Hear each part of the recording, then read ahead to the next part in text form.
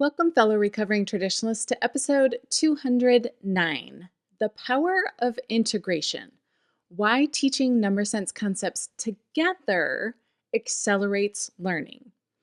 Over the past two episodes, we've covered the 8 foundational number sense concepts, the 4 early numeracy foundations, and then the 4 number relationships. If you haven't watched those, I'll link it in the description. But I promised you that I would share one of my favorite practical tools for building all of these concepts. But before I do that, I need to address what I know many of you are thinking right now. You're sitting there thinking, this all sounds great. I get that these 8 concepts are important, but I already don't have enough time to teach everything I'm required to teach. How am I supposed to add 8 more things to my already overflowing plate? Does that sound familiar? If you're feeling that way, I don't blame you. You feel like you need to do subitizing activities and then counting activities and then spatial relationships work and part whole and benchmark activities. But here's a little secret that I want to share with you that I've learned along the way. You don't need 8 separate activities. You don't need 8 separate time slots. You don't need to check off one of these concepts at a time. The magic of number sense doesn't happen when you isolate these concepts. It happens when you weave them together. Because here's the truth. These 8 concepts aren't meant to be taught in isolation. They are interconnected. They build on each other. They reinforce each other. Welcome to Build Math Minds, the podcast, where fidelity to your students is greater than fidelity to your textbook. I'm your host, Christina Tonnevold, the recovering traditionalist and BuildMathMinds.com founder, where my mission is to change the way we teach elementary math to our kiddos. So, are you ready to start building math minds and not just creating calculators? Let's get started. So let's think about it this way. You can't truly develop part whole thinking without students understanding benchmarks. If a student doesn't know that 10 is a friendly benchmark number, they're not going to think about breaking apart 8 and 5 into an 8 and a 2 and a 3 to make a 10, because they don't know that 10 is a nice friendly number to deal with. You can't develop sophisticated spatial relationships without first doing some subitizing stuff with your students. If your students can't instantly recognize small quantities, they won't be able to visualize larger quantities as composed of those smaller groups. You can't use 1 and 2 more or less relationships strategically if your students don't have a strong verbal counting pattern. So there is a little bit of an order to these things. But when we try to teach these concepts one at a time in isolation, we're actually making it harder for our students.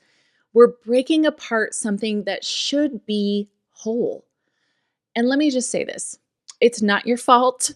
We've been trained to really think this way when we're teaching mathematics. Math has always been a set of isolated skills that we teach independent of each other. When I was teaching 6th grade, I remember my textbook having a chapter on decimals, then later a chapter on fractions, and then later a chapter on percentages. These should all be connected together. The traditional approach that we spend 2 weeks on subitizing, then we move to counting activities for a couple weeks, then we do spatial relationships and 1 and 2 more or less, and so on. This doesn't lead to anything good. By the time you eventually get to, let's say, benchmarks, the subitizing work is in the rearview mirror and students aren't seeing the connections. For a more effective approach, I want you to think like this. Every activity should touch multiple number sense concepts, and you need to help students see how those ideas connect. This is not only more effective for student learning, it's also one of the big answers to your time problem. When one 10-minute activity can build 5, 6, 7, maybe even all 8 of the concepts simultaneously, you're not adding time to your already over busied schedule. You're just using your time more strategically.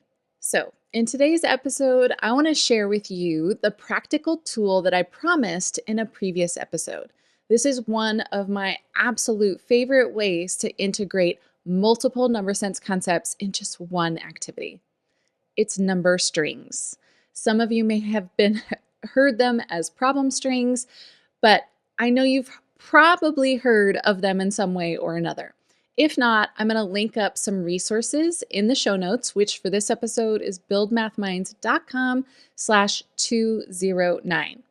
And maybe you've even tried number strings. But what I find is that many teachers use number strings without realizing just how powerful they are for building these foundational number sense concepts. The power of a number string is that it's a sequence of related problems that help students see patterns and relationships between numbers and equations. You present problems one at a time. They can be equations, they could be visuals, and you ask students to solve them mentally, and then you record their strategies up on a board.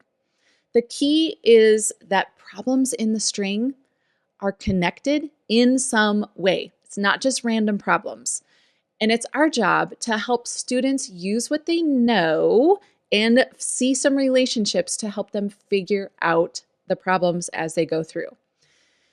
But here's what makes number strings just so powerful, especially when it comes to building number sense.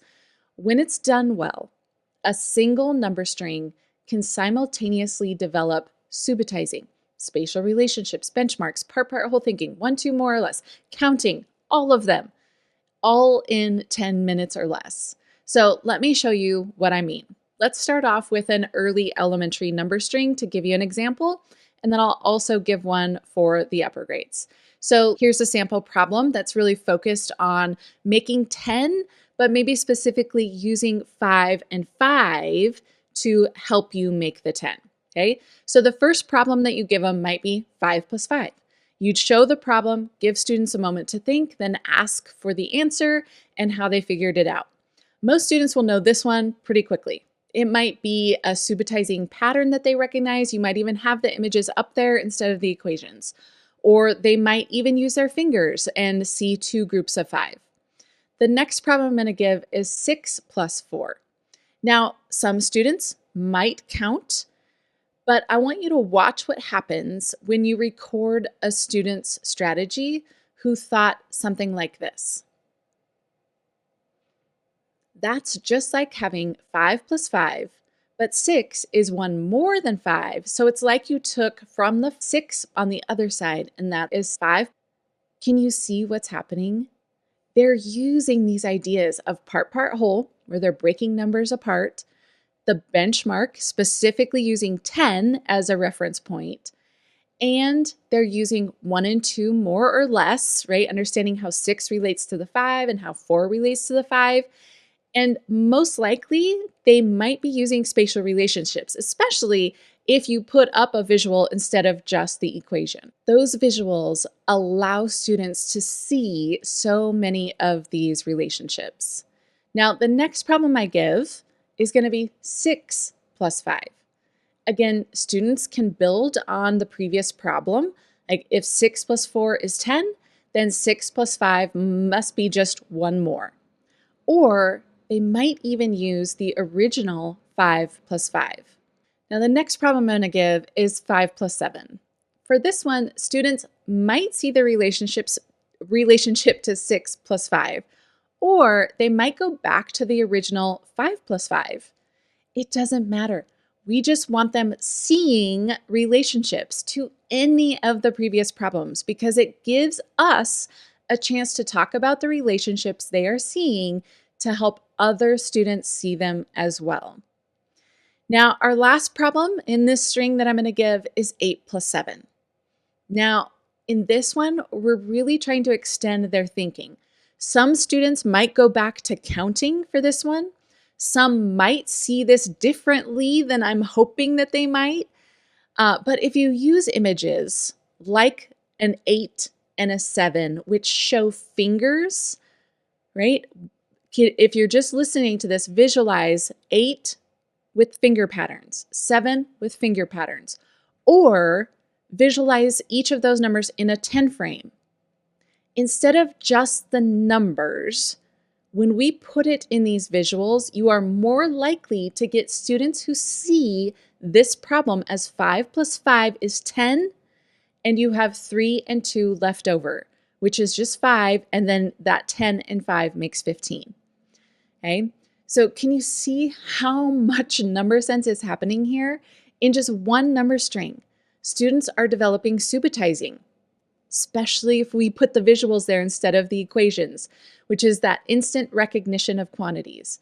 They're developing cardinality. They're understanding these quantities as a set, and then one of the pieces inside of that is known as hierarchical inclusion, that the bigger amounts contain the smaller amounts. So when you have 6, you also have 5 and 1, right?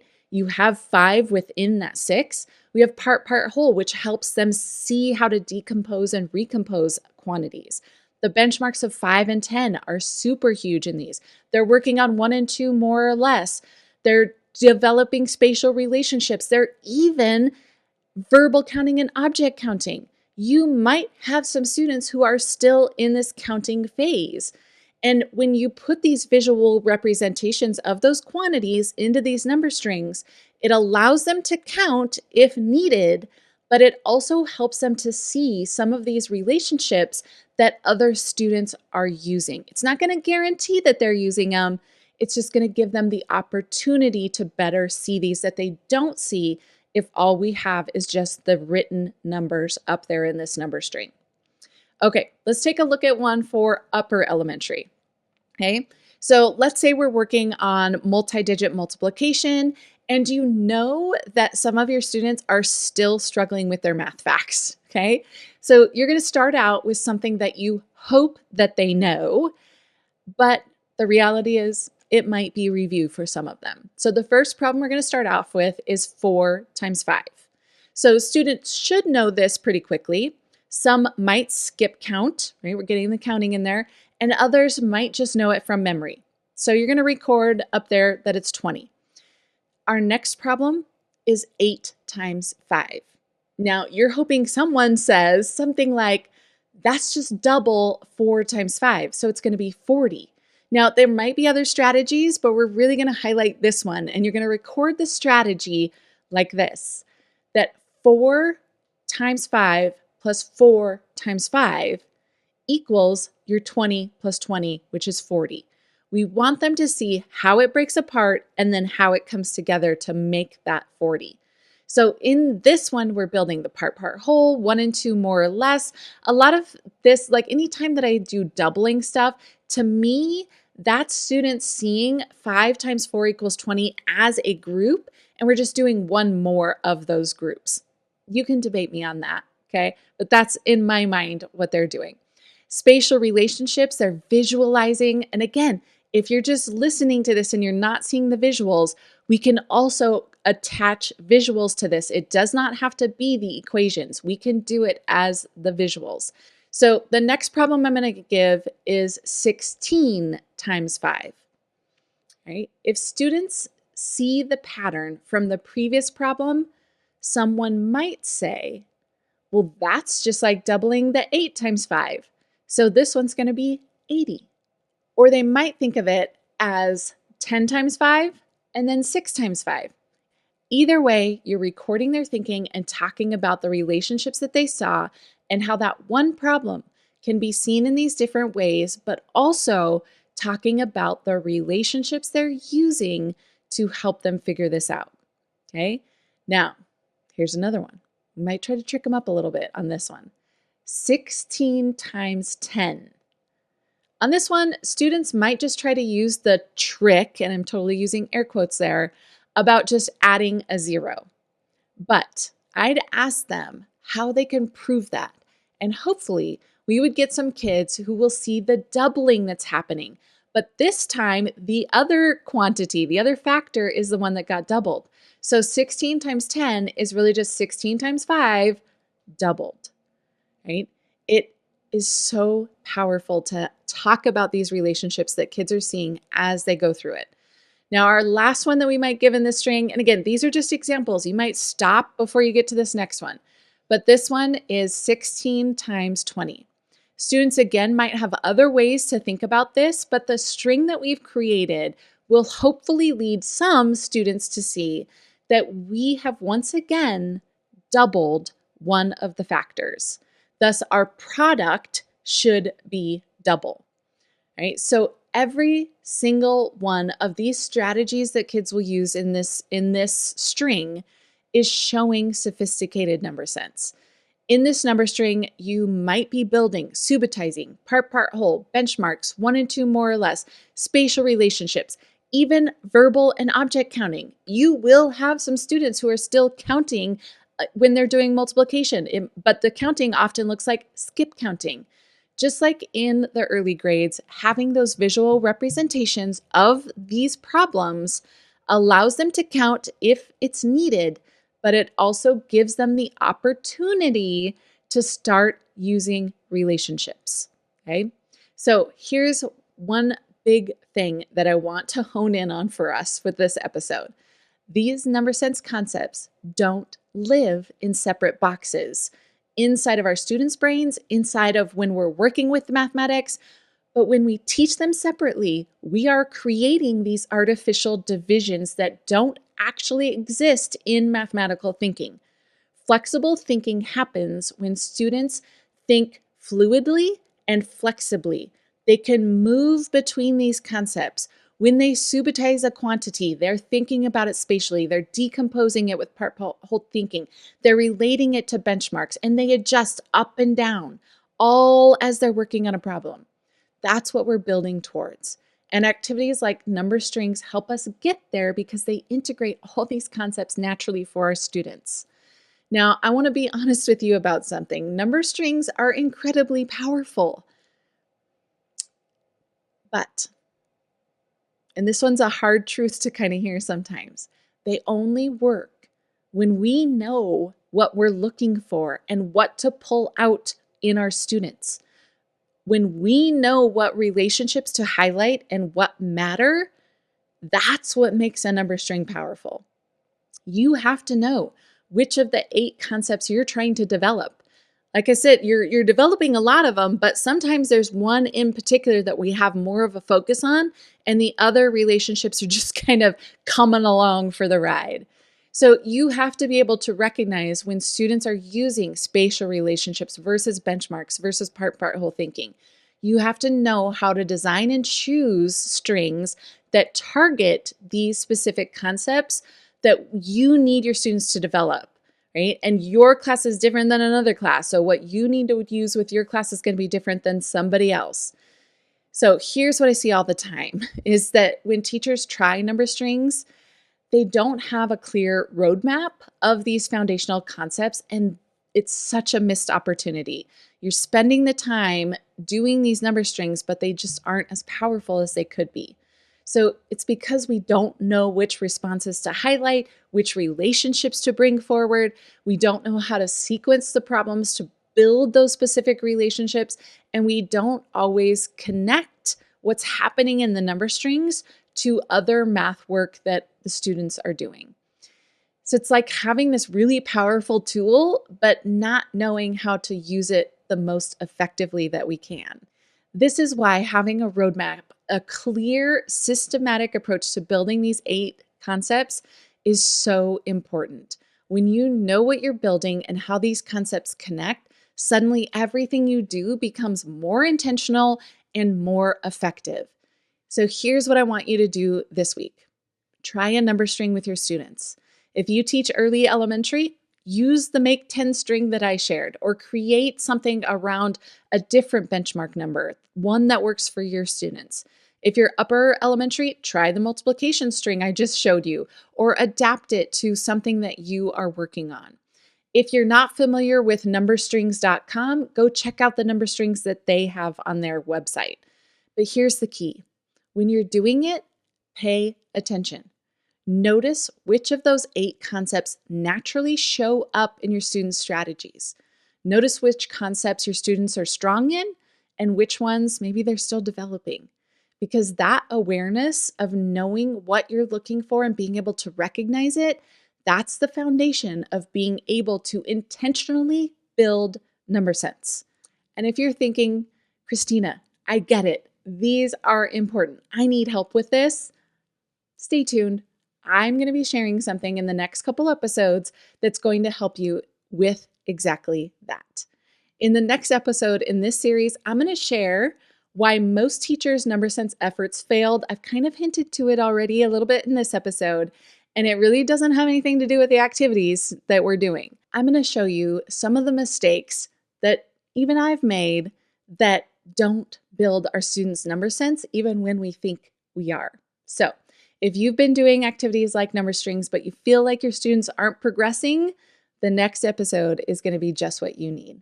Until next week, my fellow recovering traditionalists, keep letting your students explore math, keep questioning, keep looking for those little pieces and ask your students about them, and most importantly, keep building math minds.